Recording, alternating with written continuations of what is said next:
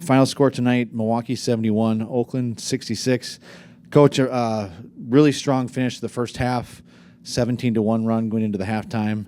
Helped you guys build the lead as big as 16. But of course, Oakland didn't go anywhere. They battled back. You kept them kind of at arm's length most of the second half, and then made big free throws down the stretch. The floor's yours. Yeah, thank you.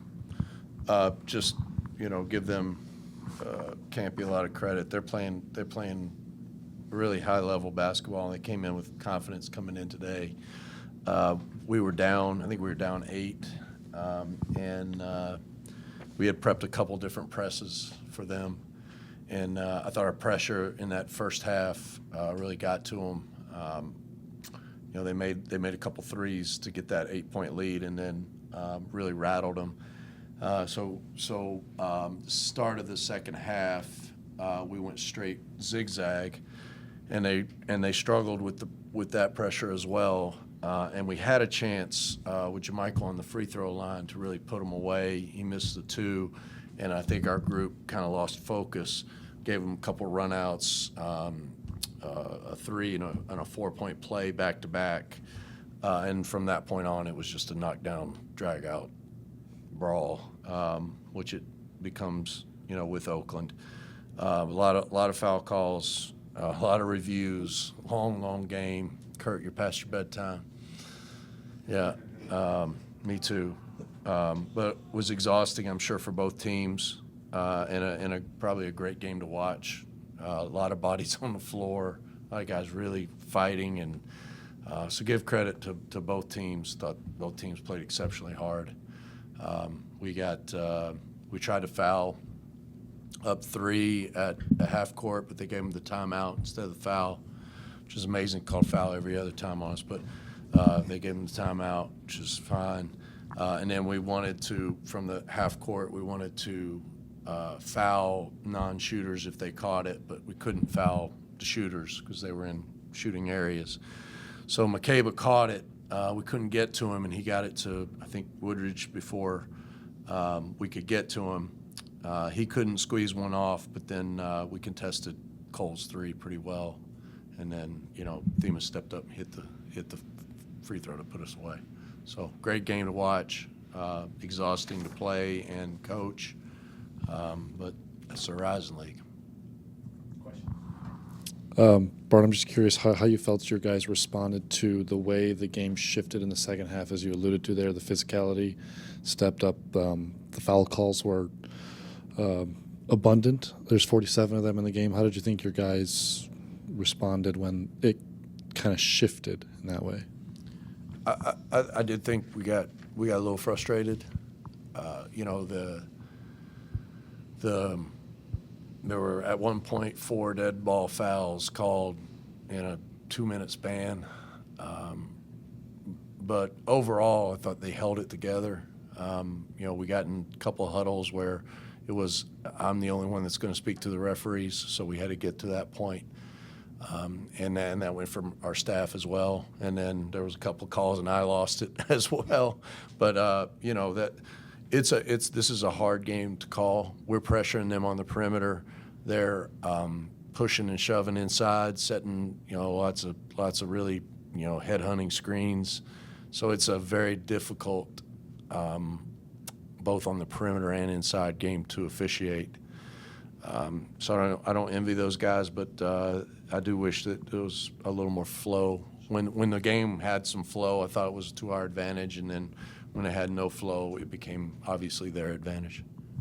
During that big run, I think it was 25-1, well, especially at the end of the first half there, you kind of went with a more athletic lineup. There's zoning, and you didn't really have a lot of shooters out there. Was that on purpose to try to – was it for the defense? Or, I mean, it ended up working on offense too with, like, some dribble penetration. Just take me through that decision. Yeah, I thought the game was in a half court style, and it was to their advantage. We don't, with our initial group out there, we don't have a very good pressing team. That's why we don't press as much as we have in the past. So we did go with a group that I thought could press. Jamichael, I can't remember who all was in there. yeah, Johnny was huge for us tonight, and only 12 minutes, but really made an impact. Told him in there, probably should have had him in there a little longer. But that athletic group really rattled them, and then we came out in the second half, and the guys that start, I think they saw the pressure really worked, and we crawled up in them. It wasn't until the fouls started mounting up that our pressure kind of went away. AJ, how frustrating was their zone defense against you guys, and how did you guys break through? I wouldn't say it was frustrating because we kind of knew what spots to attack and what little holes to find throughout. Lundy, he did a good job this week of putting everybody in the right spot. So this time around, I don't feel like the zone really affected us that much. Yeah, I was pretty proud. I didn't mention this at all, but to only turn it over 10 times against that zone, it's kind of what they do. It was really good. We could have shot a better percentage, but just being able to possess the ball and plus 10 on that margin is huge. AJ, we were kind of talking about how the game turned pretty physical in the second half. What was your view on the floor of just how would you describe the last 20 minutes there? We knew that it was going to be a physical game coming out. We knew that they were going to try to throw a punch that second half because of the punch they took in the first. We just had to take the punch and then throw our punch harder than what they threw to win the game. So I think we did that.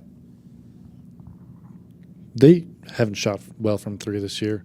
Were you kind of giving them those looks more early in the game until they started, especially Woodard started hitting them? Yeah, we on makes we were playing them a zone, three-quarter court press back to a zone. We were playing it pretty soft on the perimeter and trying to take away the inside, which we never do. And then they did make some, got the lead, and we had to go with. We really had two game plans, and the pressure was a part of the package.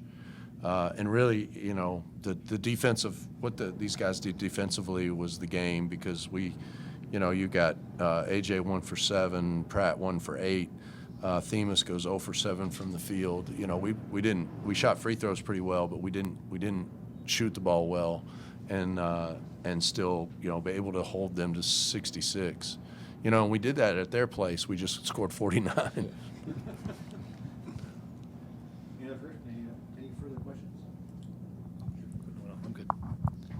So, AJ, how important is Saturday's game to get the home court advantage and extra day of rest? It's February 27th. It's time to win a championship. So every game from here on out is a championship game.